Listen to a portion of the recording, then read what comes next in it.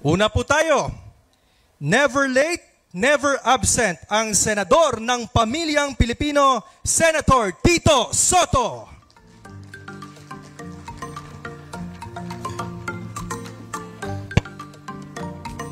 Susunod, ang tunay na lumalaban sa katiwalian, naninindigang ang tama ang ipaglaban, ang mali labanan.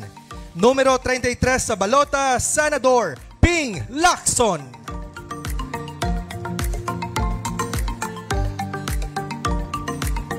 Mga kababayan, ang magiging tagapagtanggol niyo sa Senado, ang kakampi ng inaapi, Erwin Tulfo.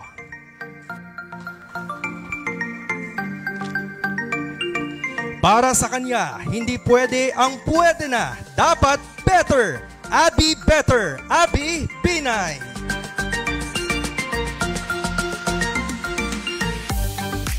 Dating DILG Secretary, MMDA Chairman, Congressman, multi-awarded mayor ng Mandaluyong. Taong uunahin ka, number 1 sa balota, Kilos Abalos Attorney, Benhur Apps.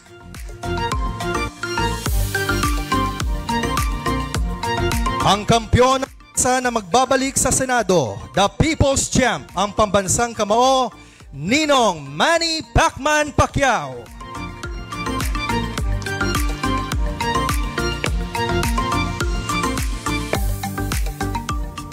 Abogado, General, Lingkod Bayan, Senate Majority Leader, utol natin sa Senado, tol ng bawat Pilipino, Senator Francis Tol Tolentino.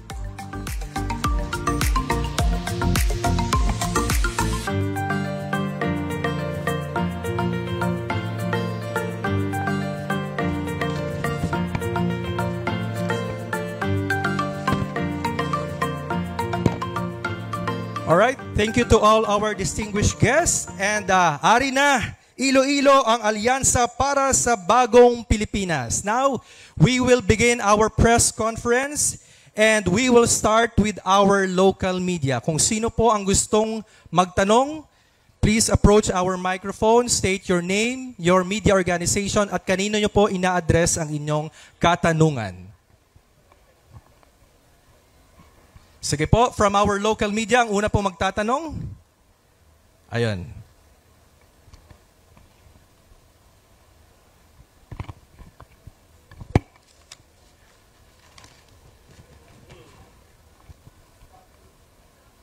Good afternoon. I'm Joel Franco from RMN Iloilo.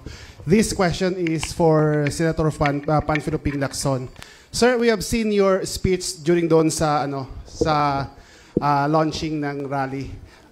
Why is that doon tayo sa bailiwick ng mga Marcos but you talk about EDSA People Power? Ano bang gusto nating ipadating na mensahe? Fact, to emphasize or to highlight yung tatlong major traits ng mga Ilocano. Masinop, masipag, matapat. Yun lang yung pinaka-theme. Doon umiinog yung aking ginawang speech. Actually, kinupos ako sa oras, mahaba pa yun eh. Sa kay Secretary Abalos. Sir, ano po ba yung mga plano natin for the local government units being the former DILG Secretary when maiboboto tayo sa Senado? Salamat po. Alam niyo po, marami tayong mga polisiya, no? Ang nagiging problema on the ground pagdating ng implementation, medyo magulo. Narinig naman natin yung Mandanas Law na kung saan nanalo ang LGU dahil sinama na yung mga taxes sa customs. Pero sinabi, sige, gawin nyo na lahat according to the local government code. Yan po ay 1991 pa dapat ng amyendahan. No? I'll give you an example. Nakalagay dyan ang mga local governments, sila magpapakonstruct ng mga school buildings. Sa experience ko bilang mayor at DILG, halos wala hong LGU ang may kaya niyan. Pangalawa, mga barangay, sila magpapagawa ng barangay road. 99% ng barangay sa buong Pilipinas hindi ho kaya yan. Pangatlo, yung ating mga ospital. No? Hindi ho kaya ng lahat ng probinsya na sila ang magpapagawa nito. No? So marami pa hong iba yan. So para sa akin, as far as the local government code is concerned, dapat maamyendahan kagad ito nang sa ganoon ay talagang mabilis, ma-streamline, mabilis maramdaman ng ating kababayan on the ground. Yung mga polisiya na napondohan na mabilis na po at wala nang magtuturuan pa. Thank you. Alright, bago pong lahat, gusto rin po nating acknowledge, mga kababayan, ang inyong bagong boses, bagong bukas, Camille Villar. Sige po, meron po bang gustong dumagdag tungkol sa plano po natin sa mga local government units? Yes, Mayor Binay. Sorry po. Dadagdag ko lang po na nag-usap po kami ni Senator Amy nung nasa lawag kami. One of the bills I want to pass is mabigyan na ng sweldo yung ating mga barangay officials rather than honorarium lang yung nakukuha nila. So, kung meron silang sweldo, meron din silang benepisyo na makukuha sa GSIS. So, those are things that we want to pursue. Maraming salamat, Mayor Binay. Meron pa pong gustong dumagdag? Wala na po. Maraming pong salamat, Sir Joel. Yes, ma'am. Good afternoon. I'm Bing Pabiona of Radyo Pilipinas, Iloilo. And my question is to Senatoriable Camille Villar. Ma'am, isa ka sa mga bata na senatoriables for 2025 elections. And ano yung bagong i-offer ninyo when you will be lucky to be in the Senate? And yung slogan campaign nyo po is bagong boses, bagong bukas. And you were in the Congress, so ano yung mga hindi nyo pa natapos doon that you would like to pursue in the Senate? Okay, well actually talagang yung mga adikain na pinupush ko or talagang nais kong isulong kung pagpapalain is still focused on hanap buhay, trabaho, at pabahay. So, at alam naman po natin na yan yung mga importanteng issues na matagal na nating naririnig ang kahalagahan yan. Pero yun nga, dahil ako po because I belong to the millennial generation, naniniwala ako na kailangan na ng bagong pananaw, posibleng mga bagong solusyon, at baka bagong aksyon na nababagay kasi marami ng pagbabago ngayon. The times are very different. So, some of our laws and programs were designed many years ago. So perhaps we can incorporate innovation and advancements. For example, sa edukasyon, dapat incorporate na natin ang digitization. Baka dapat tingnan na natin ang pagbibigay ng electronics sa ating mga estudyante or ang capability natin. Tapos marami ng kurso, for example, AI, or marami ng kurso na perhaps 10 or 20 years ago we didn't have, but we need now. And what's very important is that we make all of our graduates competitive. Hindi lang makagraduate sila, pero siguraduhin natin na makahanap sila ng magandang trabaho.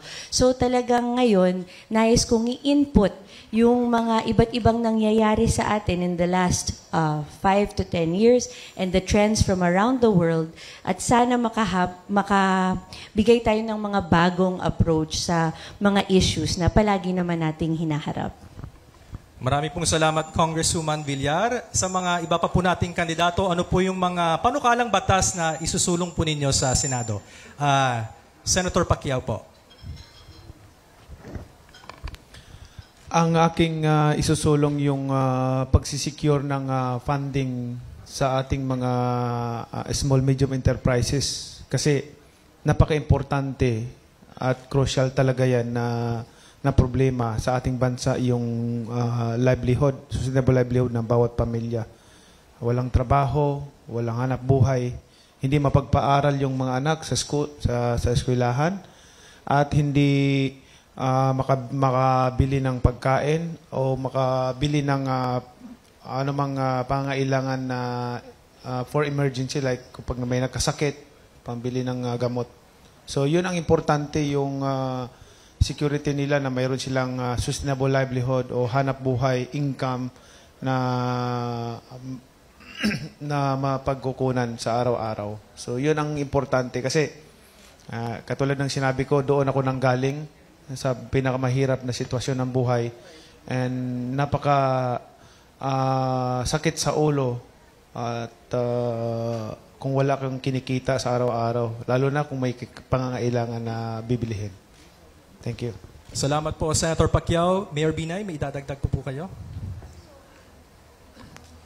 So, ang isa po na isusulong natin para sa ating mga manggagawa ay tanggalin na po yung tax sa overtime at saka sa lahat ng bonus. Whether 13th month, 14th month, kung nagbibigay ng 15th month, why not? At least kung meron hong mas malaking take-home pay para sa ating mga manggagawa, that increases their money, more money for them to spend, which is what we need for our economy. Salamat po, Mayor Binay. Senator Lacson.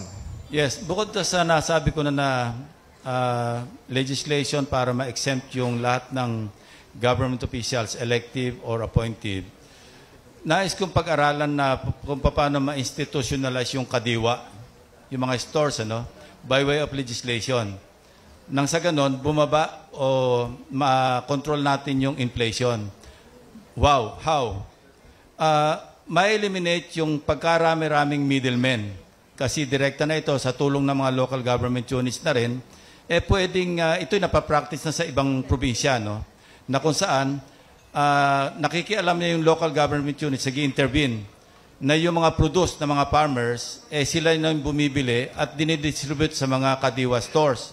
Nang sa ganon, pag nawala yung mga middlemen, malaking baba ng presyo.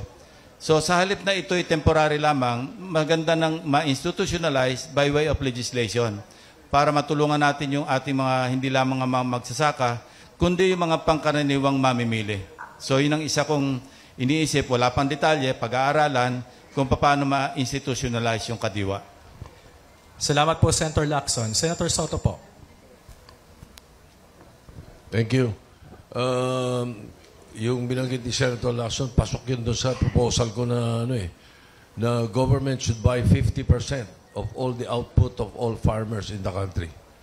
If they do that, I'm sure ang tindi ng di lang sa impact on agricultural modernization, pati sa industrialization makikinabang. Anyway, as far as I'm concerned, I will push for declaring illegal fake news and fake content. Kailangan pag-aralan natin kung paano natin magagawa yan, sapagkat mayroong mga international impact yan. Pero masama ang nagiging epekto sa atin lalo na pati sa mga kabataan. And then, the right sizing of government. We're bloated. 65% of the budget of 6.3 trillion goes to personal services. Kailangan i-streamline natin, i-right size natin yan. Yung right sizing na yan, pasok doon sa isang pinapropose ko, which is to incorporate the Dangerous Drugs Board and the Philippine Drug Enforcement Agency that I created into one Presidential Drug Enforcement Authority, wherein the correct way of addressing the problem of illegal drugs and drug abuse is addressed. Those are two different animals. Illegal drugs is different from drug abuse. And that has been the problem of the other administration. So in this next 4 years, hopefully, by incorporating both, then illegal drugs can be addressed by prosecution and enforcement, but drug abuse can be addressed by prevention and rehabilitation. So that is the authority that I would want to create. Pag-aralan ko na yan after 12 years na napasa namin yung batas dati ng 9165. All right, thank you. Salamat po, Senator Soto. Congressman Tulfo po. We need to immediately address 3 problems. Number 1, mataas po mga presyo ng bilihin. We need to address that. I think we have to come up with laws how to prevent this. Inumpisa na po sa Kongreso mag-imbestiga yung pong we found out yung Quintacom na may mga middleman kaya mahal po ang mga presyo natin, smuggling. So kailangan ho nating ma-address yan. We need tougher laws. Pangalawa, kulang po ang kita ng kababayan natin. Hindi sumasapat ang kanyang sweldo. From 1 to 15, hindi na nga umaabot 15 hanggang 10 pa lang utang ng utang kaagad ang manggagawa. Yung 15 to 30, 25 pa lang, wala na siyang pera. We have to come up with a solution. Yun na nga po, meron 200 pesos across the board wage increase, pero hindi pa rin po sasapat. Kung yung pamilya po ay may 4 na anak o 5 anak, may nag-aaral pa. Solution there is siguro palawigin pa yung mga grant, yung mga assistance ng gobyerno, yung mga livelihood programs ng pamahalaan, yung sa DSWD, yung SLP, makakatulong po yun. Pero unfortunately, bilang lang po, mga poor communities lang ang nabibigyan itong SLP. Dapat lahat ng komunidad, kung saan po walang mga kinikita, yung mga misis, yung mga may bahay, para makatulong sa kanilang mister. Pangatlo, health issues, maintenance. Wala pong pambili ng maintenance ng karamihan ng mga kababayan natin, kaya marami po namamatay, inaatake sa puso, high blood, dahil hindi po kaya. Kailangan pong siguro ang ating PhilHealth more active and aggressive. Kailangan po siguro ng batas. Pag-aralan po yan na kailangan dagdagan ng PhilHealth. Isa pang problema, pag may nakasakit, hindi po mailabas ng hospital. Bakit? Wala pang bayad eh. Hindi rin sinasagot ng PhilHealth. Yung sinasabi lang 30%, bilang na bilang mo lang kung ano ng mga sakit yun. Pero kung mga sakit na trangkaso, hindi nga yata sinasagot ng PhilHealth yan. Yan ho dapat to make sure na lahat ng uri ng sakit, sagutin kahit na 30% yung bill. Panghuli po, OFWs natin, nakakalimutan natin lagi. Sila po laging biktima nitong mga scammer, yung kanilang pamilya. Sasabihin sa kanila, bumili ka ng bahay, kondo, etc. Doon sa atin, pag uwi mo may bahay, kondo ka na.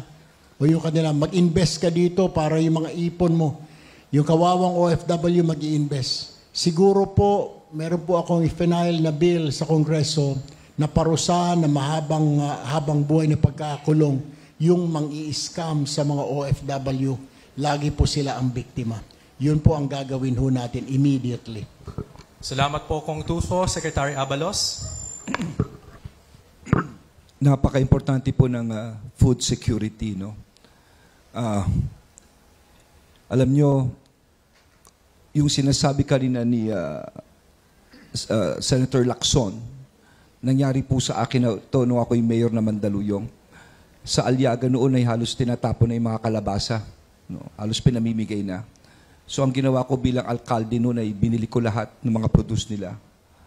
At kung magkano yung tracking, walang interest, pinasa po namin sa mga tiga Mandaluyong. No? Ang talagang malaking tulong dito ay lahat ng local government. Isipin nyo kung gagawin po iyon. No? So wala nang magiging problema ang ating mga magsasaka. Number 2, ilagay natin ang posisyon natin sa magsasaka. Kung magsasaka ka, anong pangunahin mong problema? Of course, yung infrastructure, nandyan na yan. Sagot na ho ng DA yan. No? Pero una ay puhunan. Yan kumakapit sa 5-6 yan eh. Narinig ko po kay Secretary Kiko, meron silang pautang by 1 or 2. It should be institutionalized. Sa ibang bansa, talagang sinasubsidize po yung sektor na yan. Pangalawa, climate change. Hindi natin masabi, may bagyo ngayon, may drought, kawawa po yan. Yung ating crop insurance. Dapat tignan na ito. Dahil ngayon ay corn and palay pa lang ang cover nito, it should be expanded to other crops. No? Pangatlo, yung presyo ng crop insurance. Kakayanin ba ito ng ating magsasaka? Pangatlo, kung magsasaka ka, pag-aralan ko iba, hindi na pinag-aaral yung anak. They should be given priority sa ating state universities, of course, sa ating din pong mga tech box centers. Sa amin po kasi sa Mandaluyong, ang mga senior high school ay may mga allowance, binibigyan po namin. No?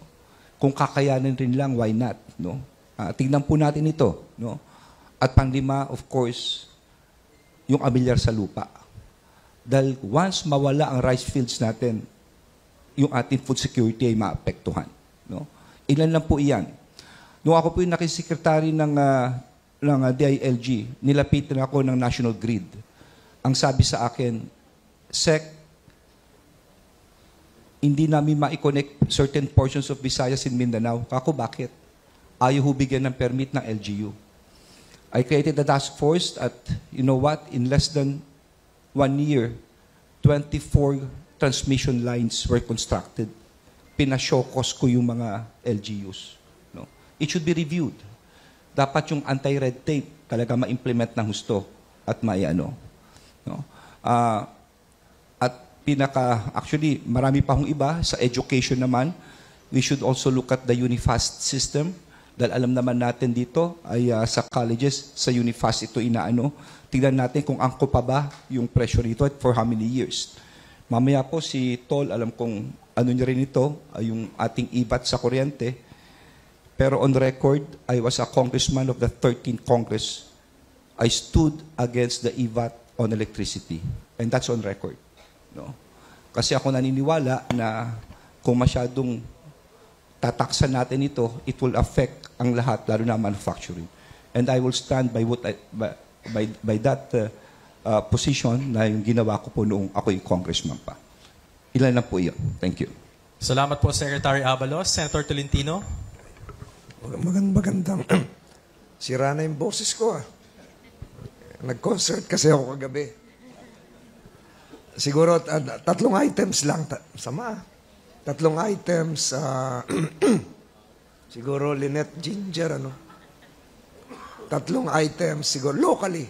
I support the finalization and completion of the Iloilo-Aklan Expressway. Pag nagawa po ito, laging ano na lang to early stages, 210 kilometers, lalapit po yung Boracay sa Iloilo City. At kasabay po nito, pag natapos yung Guimaras-Panay Bridge, malaking tulong po yun. Kami ni Secretary Abalos, pareho kaming MMDA, kaya kabisado namin yung proportion ng population density doon sa area ng isang lugar na nagdudulot ng traffic at nagdudulot ng high urbanization. Nabanggit kanina yun sa IBAT, ngayong February sa Metro Manila, tataas ng 0.28 centavo per kilowatt hour ang Meralco. Kaya pinaglalaban ko po yung maalis yung VAT ng Meralco para nang sa ganun bumaba po yon. On the national front, ngayon pong 2:00 ng hapon, matatanggap ni Presidente Marcos sa Malacanang yung liham ko kahapon. And this calls for the creation of a separate West Philippine Sea Command. Narinig nyo siguro yan kahapon, but I formalize it today. Several flag officers in command of the Philippine Navy are supporting my call. Bakit po? Ganitong kasimple po yan. Yun pong ating Kalayaan Island Group, ang may jurisdiction po doon ay Westcom. Yung pong Baho de Masinloc, ang may jurisdiction po dyan ay NOLCOM o Northern Luzon Command. Subalit, yan po ay nasa isang West Philippine Sea.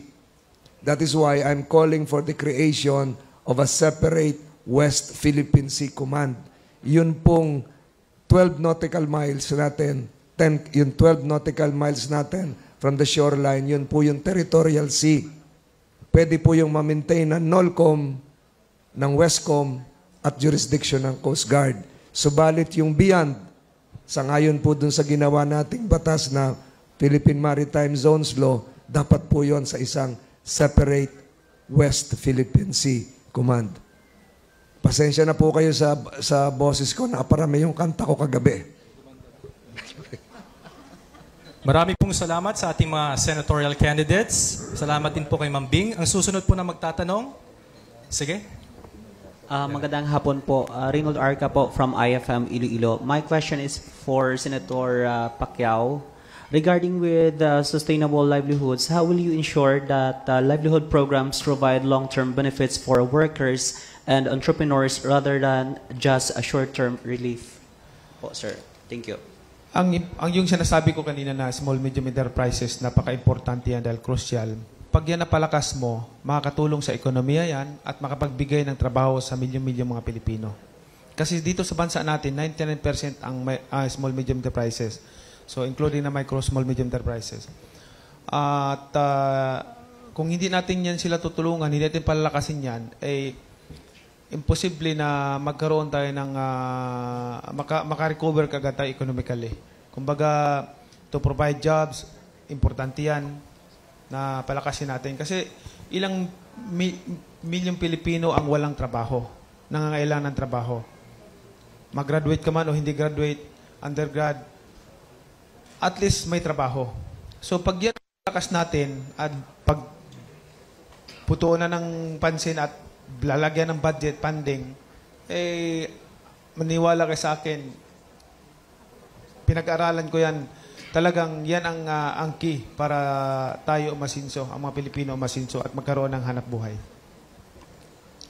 Salamat, Senator Pacquiao. Meron pong bang magdadagdag? Yes, Congressman Tulfo.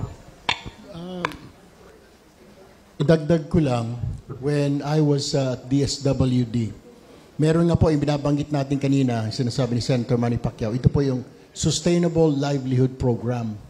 15,000 po ang binibigay sa bawat tao. Pero doon po sa mga mahirap na komunidad, siguro kailangan lang pong i-expand ito, hindi lang mahirap na komunidad, kundi doon sa mga Pilipino na wala pong trabaho o hanap buhay. Ginagamit po ng DSWD ang SLP pag ikaw ay mag-graduate na sa 4Ps para ika nga makatayo ka sa iyong mga paa. Pero pwede rin po kasi itong palaganapin, itong SLP.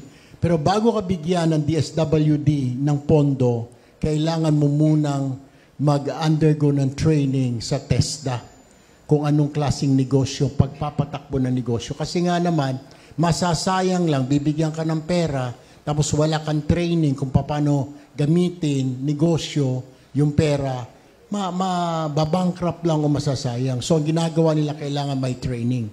Isa pa, ini-encourage nila na bumuo yung isang komunidad ng kooperatiba. At dito po, sa programang ito ng DSWD, binabantayan po ng DSWD. For example, isang grupo, binabantayan po yan. Pag lumago po yung negosyo na yun, may additional po, after 3 or 5 years, may additional na kalahating milyon na ibibigay muli ang DSWD. Ang purpose po noon ay para makapagbigay ng empleyo, tama po si Senador Manny Pacquiao, makapagbigay ng empleyo sa komunidad na yon.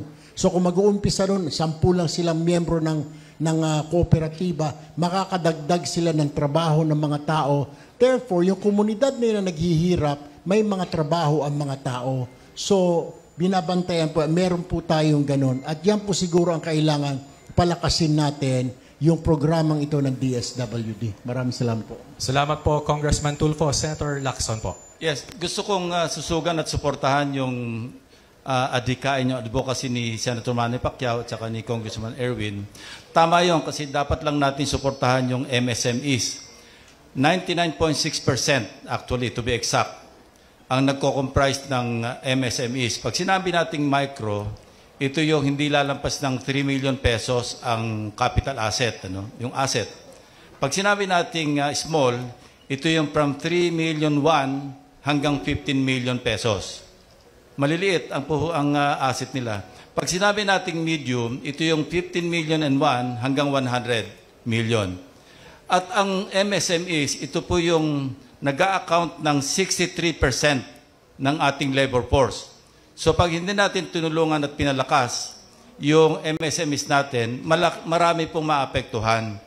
So paano tutulungan? Tama yun, Sustainable Livelihood Program.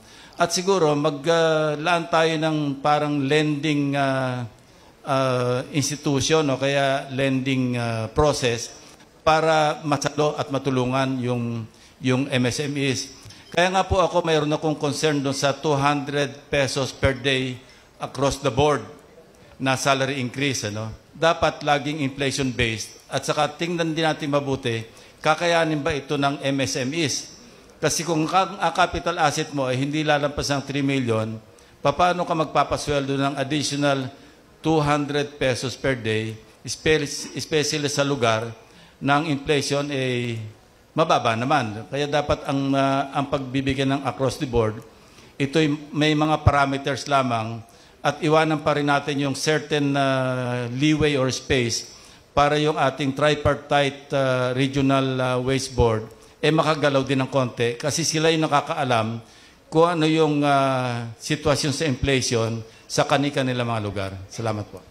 Salamat po, Senator Lacson. Marami pong salamat. Susunod po na magtatanong. Sige po. Good afternoon, everyone. My name is Cedric from Action Radio Iloilo. This question is for Secretary Abalos. Iloilo is isa sa mga maraming botante, especially this coming midterm election. And we don't have any Ilonggo senator na since maraming nag-graduate na, especially former Senator Franklin Drilon. Secretary Abalos, what are the programs for the Ilonggos na makabenefit or ng mga tulong and project? And the same question with the other senators. First of all, I would like to congratulate Iloilo. No? I think you're the 5th most competitive city in the whole country right now. Even your airport, I think it's from 13.4, now it's close to 18%, it's 17.8% ang pasahero. And your international flights, it's Hong Kong and Singapore. I think coming na rin ang Thailand. No? So, ang masasabi ko lang is that I've been very close to Senator Franklin Drilon, and we all know that he's one of the architects of the highway, the Esplanade. You know.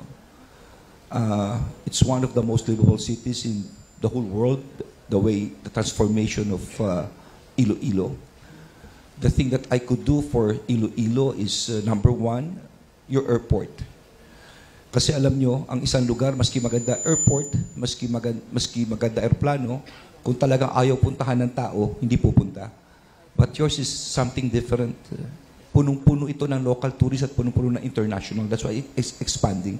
It's about time na sana mapaganda pa airport niyo since it is an international airport. No? I do believe there is now a NEDA study about this, and I'm going to support this. Pangalawa, kamukha ng sinabi ni Tol, yung Panay-Guimaras Bridge. No? I think nasa detailed engineering na ito, and even up to the Negros. No? Maganda po ito, at sa putong ito, pwede po tayong makatulong ito. It's all about creating an environment for investments and at the same time creating jobs. No? Okay, yun lang po. Thank you. Salamat po, Secretary Abalos. Sino pong gustong dumagdag? Senator Tolentino.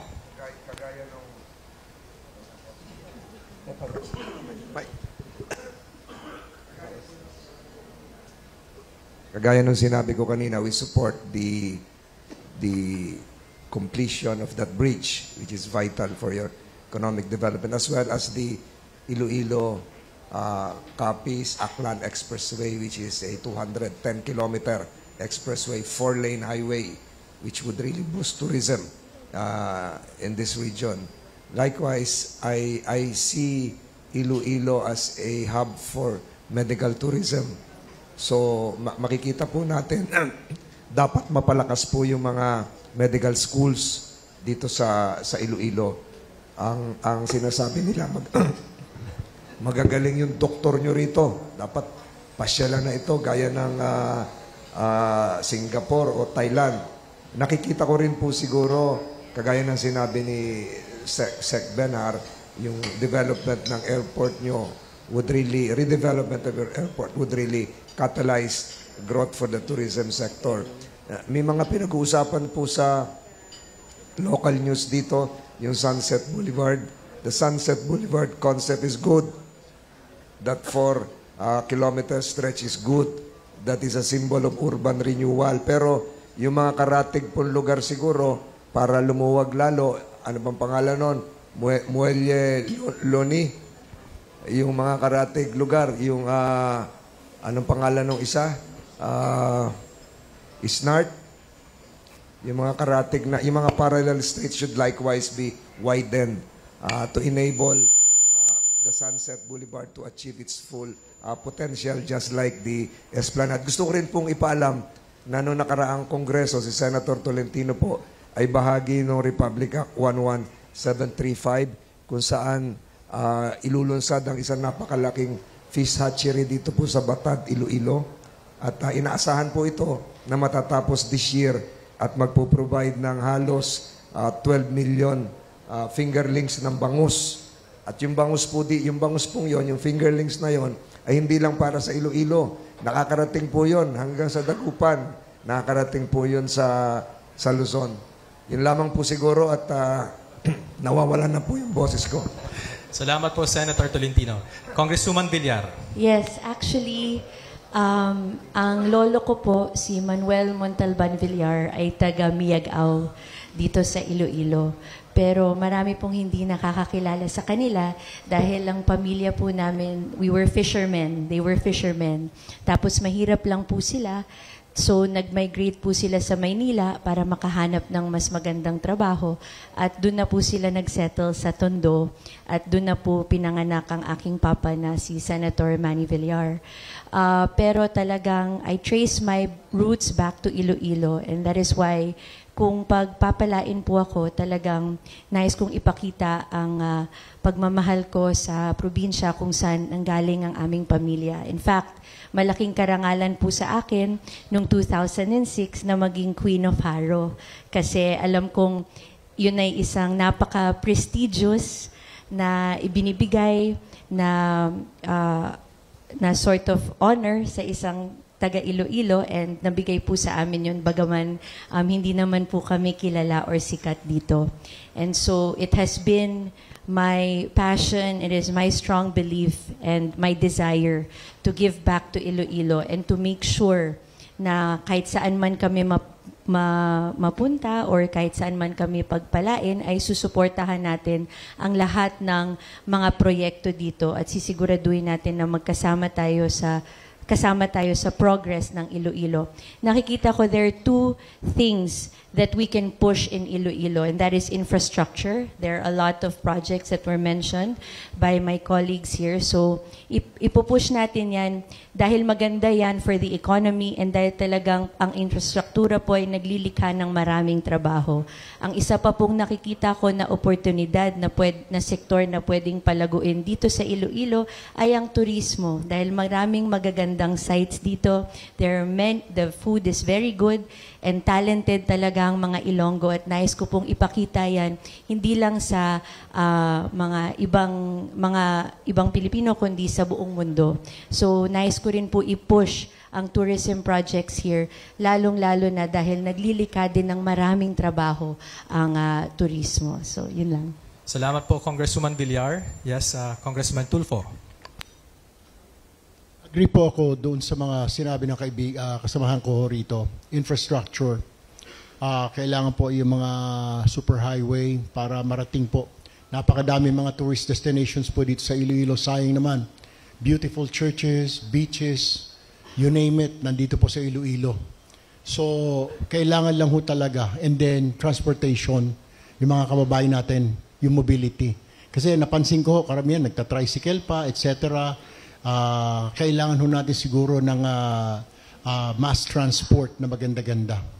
Pangalawa po, napansin ko, nanggaling po ako sa Katiklan kanina, may nagpahiram po sa akin ng chopper. So, naka-chopper po tayo kanina. Dinaanan po namin yung mga munisipyo. Nakita ko po, may problema ho tayo. Ang tanong ko po dun sa piloto, paano kaya mag-aral yung mga bata dito sa isang village na ito? Sabi, sir, lalakad po sila ng mga 5 kilometro para doon sa pinakamalapit na eskwelahan. May mga lugar po na walang eskwelahan eh. Nandun po sa taas ng bundok. Pero pag titignan mo, isang barangay ho sila doon. Yung bata naglalakad po ng 5 kilometro o 6 na kilometro pabalik. Medyo mabigat ho para sa kanila. Siguro kailangan ho natin ng tama ho. Also infrastructure, eskwelahan ho kailangan natin. Pangalawa, may nagsabi din ho sa akin, yung mga hospitals po natin dito sa mga munisipyo, kailangan po siguro natin lagyan ng mga gamot ho rito para hindi na bumiyahe yung mga kababayan natin sa mga maliliit na munisipyo papunta sa mga malalaking bayan, syudad para magpagamot. Para doon na lang. Sayang din po nagtayo ang gobyerno ng mga hospital sa mga munisipyo pero walang laman, wala pong mga gamot. Kailangan pong lagyan ng gamot yung mga yun. Yun lamang po. Salamat po, Congressman Tulfo. Okay? This time, we will give way po muna sa ating mga friends from the national media. Una po magtatanong. Hi, good afternoon po, ma'am, sirs. I'm Melales Moras from PTV4.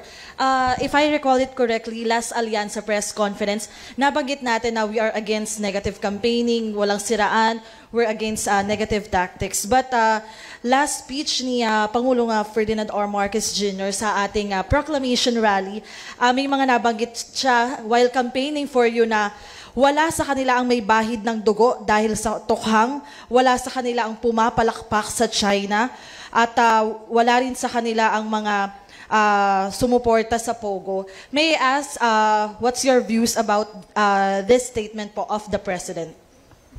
Hindi naman kandidato si Presidente. Ang sinasabi namin, kaming mga kandidato, hindi siya.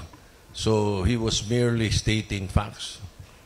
And that is as far as his perspective is concerned. So it doesn't have anything to do doon sa sinasabi sa amin ng aming campaign manager na walang siraan o walang ano. Kaming mga kandidato yun. How about others lang po? Sige po. Well, tama si Tito Sen. Si Pangulo ay, bagamat siya po ay ika nga Pangulo natin, pero hindi po siyang kandidato. So, meron po siyang idea, may opinion. Nag-usap-usap na po itong alyansa na we will stay away from negative campaigning. Ang gagawin na lang po namin, siguro, lahat naman ho kami ng mga kasama ko rito, we will just base it on our performance. Hindi po namin babanatan yung kabila, kundi ilalatag lang ho namin yung mga nagawa. Kumpiyansa po ako na itong mga kasama ko ngayon dito may ginawa.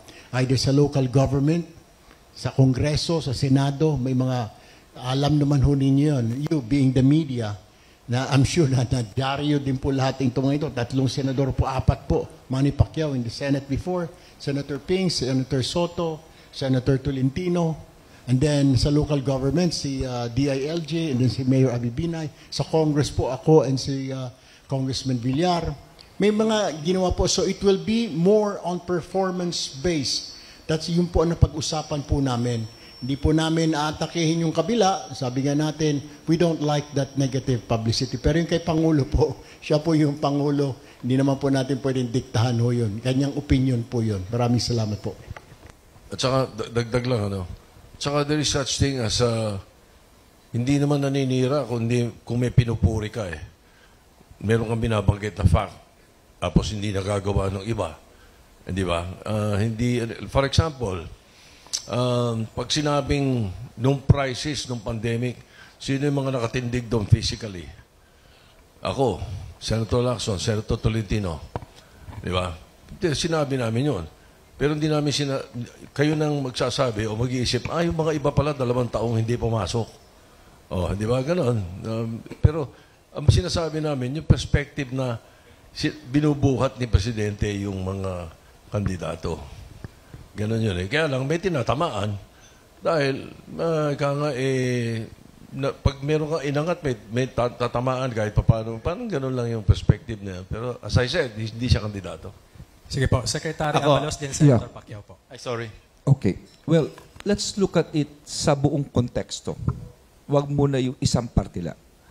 If I will recall it right, nagsimula ang ating Pangulo, pinupuri niya ang kakayahan ng bawat isa.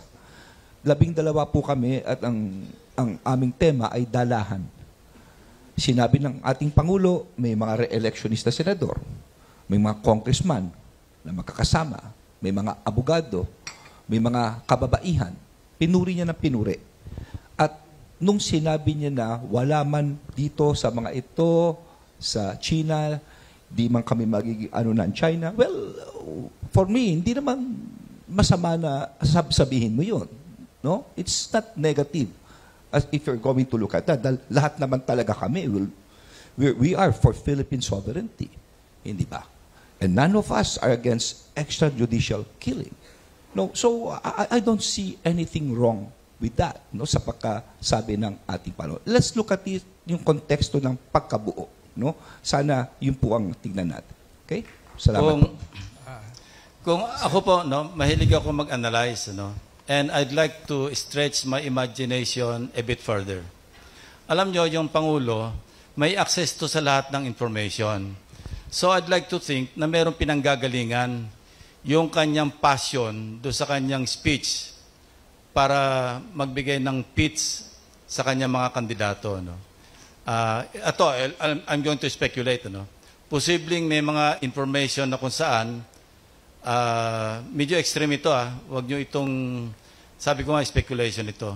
Baka naman merong mga seryosong threat, security threat, hindi lamang sa kanyang administration, kundi sa kanyang sariling buhay. Kaya minsan kasi pagka tayo nadadala ng emotion, na-express natin in a subliminal manner. No? Na isasama natin sa ating pananalita, dito mismo sa press con, pwedeng nakakasagot tayo sa isang tanong na medyo lumalampas tayo doon sa tinatawag nating yung norms. Ano? So, yun lang ang masasabi ko. As I mentioned earlier, and hindi naman tayo privy doon sa mga posibleng dahilan o information na nakakalap ng Pangulo ng Pilipinas. Kasi unlimited, yung kanyang information. Unlike us, no, laymen, and possibly yung mga tulad ni Senator Tol na nakaupo sa Senado at yung mga congressmen, hindi rin nila abot yung mga malalalim ng mga information na pwedeng pumasok sa ang information do sa kaalaman ng ating Pangulo. So yun lang masasabi ko. Kaya I'd like to stretch my understanding by analyzing kung bakit ganon ang tono ng kanyang speech. Yun lang po masasabi ko. Yes, Senator Pacquiao. Hindi naman siguro atake yun. Para sa akin, hindi naman siguro atake yung sinabi ni Presidente, kundi sinasabi lang niya yung background, lahat ng mga kandidato, yung line-up niya. And also, gusto ko lang sabihin sa lahat na yung mga kandidato na mahilig mang-away o tumatakbo, mahilig mang-atake, siguro hindi siya tumatakbo para sa bayan, kundi tumatakbo siya para sa kanyang pamilya. Kasi pinipersonal mo, at the end of the day, ang taong bayan naman ang pipili. Kami ay nandito tumatakbo, nagpipresenta ng aming advokasya para mapaganda natin ang pamumuhay ng bawat Pilipino, mapaganda natin ang Pilipinas. Yun ang trabaho namin, kaya kami tumatakbo para ipaalam sa inyo na ito yung plano namin na para sa kinabukasan ng ating bansa. Hindi namin kailangan awayin yung kalaban namin o sino yung tumatakbo dyan. Dahil hindi naman kami magkalaban, kundi nagrepresenta kami ng maganda naming programa para sa tao. At the end of the day, ang tao ang pipili. Ngayon, kung may mga tao na palaaway, may mga kandidato na palaaway, mag-isip-isip tayo kasi sigurado ako, yan, maniwala kayo sa akin. Ang dahilan ng pagbagsak ng bansa natin, mula noon hanggang ngayon, dahil sa korupsyon, dahil sa kahirapan, dahil sa paghihirap ng mga Pilipino. At dahil sa korupsyon yan. Kaya, alamin natin, kami, na grupo, alyansa, ayaw namin na makipag-away o mag-atake ng ano.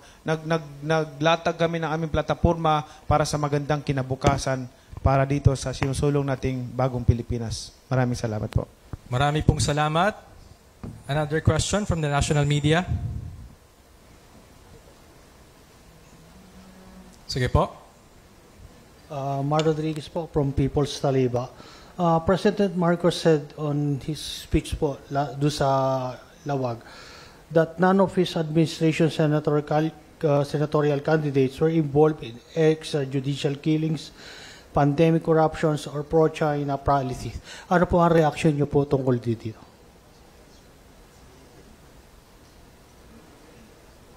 Sige po. Yung huli, after the EJK, ano bisan mo? Yung last line? Extrajudicial killings, pandemic corruption, or pro-China policies po. Ano po ang reaction niyo po rito? Totoo. It's true. What he said is true. None of us are involved there. Kami pa nga ni Senator Lacson at saka Senator Tolentino nag-imbestiga ng Parmali. Di ba? Pati agriculture, pati health, pati PhilHealth, pati customs, pinag-iimbestigahan po namin yun at saka lahat po ng mga dapat kasuhan doon. May mga kaso po natin ngayon sa ombudsman as a result of the committee reports that we have conducted or that we have submitted.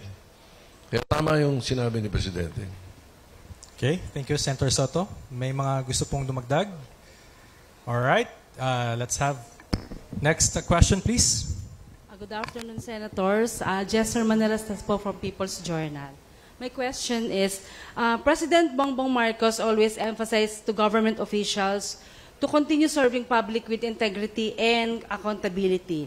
What concrete actions will you take to prove you uphold these values as a public servant?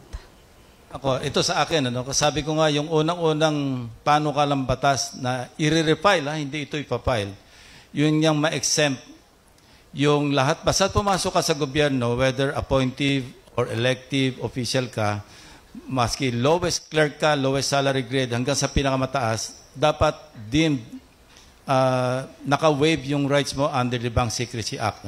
Especially, kung merong investigation laban sa'yo related sa graft and corruption. Yun ang konkretong isang aksyon na may contribute ko doon sinabi ng Pangulo na dapat tayo may integridad at saka conscious sa accountability natin. Okay. Anyone who would like to add po? Yes, Senator Soto? Maganda yun, 100%. Lahat ng hindi bumotong congressman at senador doon sa panukala na yun, alam nyo na, ibig sabihin. Di ba?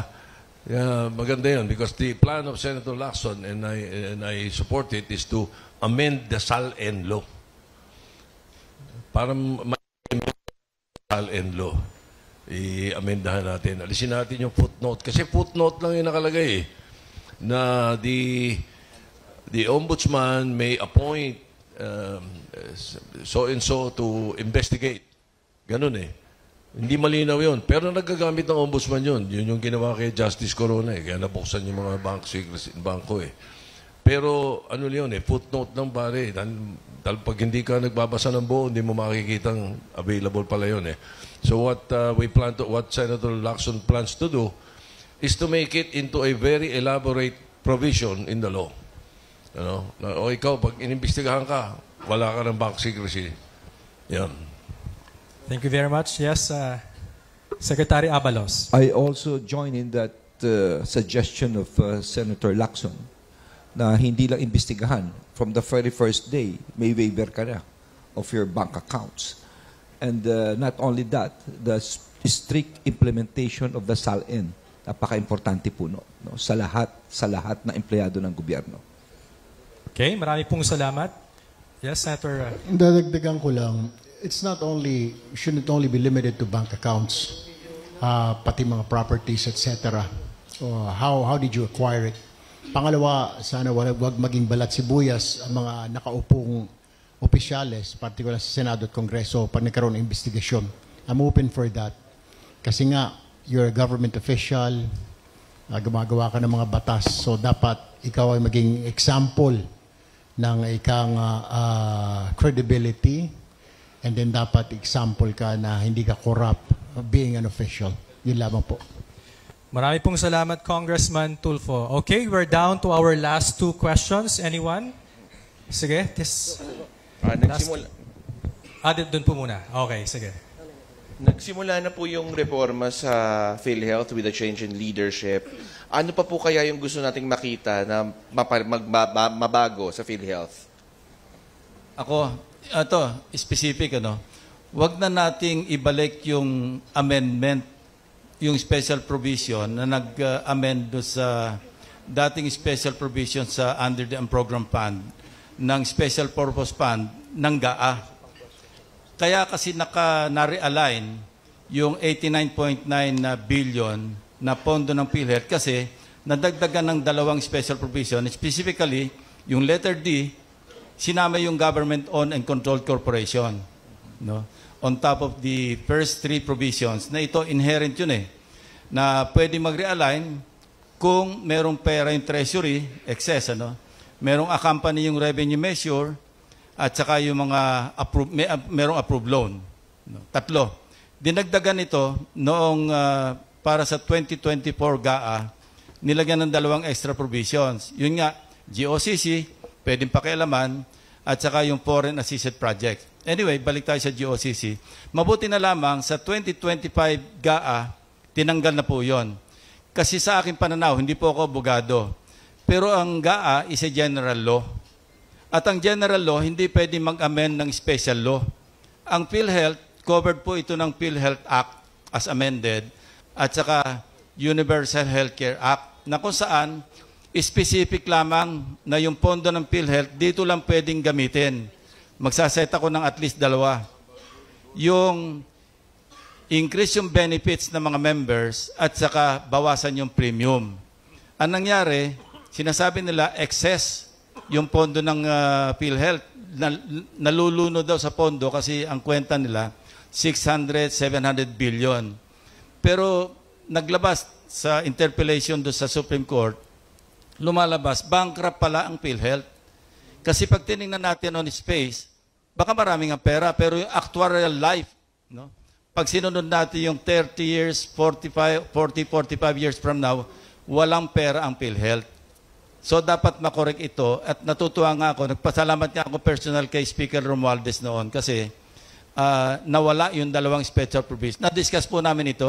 Sabi ko kung pwedeng nung dinidiscuss pa yung 2025 budget, nagkaroon kami ng pagpupulong. Sabi ko, Speaker, baka pwede naman tanggalin na natin yung 2 extra provisions na naisingit under the 2024 GAA. At ang nangyari nga po yon, nawala na yon. So sana, wag nang ibalik yung provision na kung saan pwedeng kalkalin o pwedeng pakialaman yung pondo ng PhilHealth. Kasi nga iyon ay covered ng special law na hindi po pwedeng i-amendahan. Alam po ng mga lawyers, alam ni Secretary Benhar ito, na hindi pwedeng i-amend ng general law ang special law. Maraming salamat. Thank you, Senator Lacson. Congressman Tulfo. Dapat siguro masulit pa ng mga miyembro paggamit ng PhilHealth niya. Kasi po hindi nasusulit eh. Dadalhin mo doon sa pagbayaran na ng bill. Minsan, sasabihin sa iyo, hindi po kasama ho itong sakit na ito, sir, ma'am eh. Yun ang nagiging problema. Kaya lumalapit po yung mga pasyente sa mga, kung kani-kanino mga politiko para humingi po ng tulong. Dapat po masulit. Kasi PhilHealth po, yun po yung ating, tulad sa ibang bansa, yun po ang ating parang insurance eh. Medical insurance ng mga tao. Kaya ngayon iba, yung mga middle class, medyo mayaman, nagdadagdag, meron po silang talaga mga private na kinukuha ng mga medical insurance. Pero paano yung mga ordinaryo, yung mga masa, yung mga mahihirap, yan lang po inaasahan lang. Kailangan siguro dapat masulit ang paggamit ng mga kababayan natin ng PhilHealth. Dagdagan po yung mga benepisyo, dagdagan po yung mga diskwento, at kung maaari, isama na lahat ng sakit. Okay? Mabuti nga po, nagdagdag na sila. Pwede libre na ngayon mga salamin, pa-check up sa mata, mga crutches, wheelchair, binagol, pati babunot ng ngipin. Pero kulang pa ho eh. Dapat sulitin po, masulit ng mga miyembro yung benefits niya sa PhilHealth. Salamat po. Actually, dadagdagan ko lang yung sinabi ni Secretary Erwin, no? Congressman Erwin. Sa totoo lang yung awareness level, dapat maintindihan at maunawaan natin mga kababayan. May kasabihan tayo, an ounce of prevention is better than a pound of cure.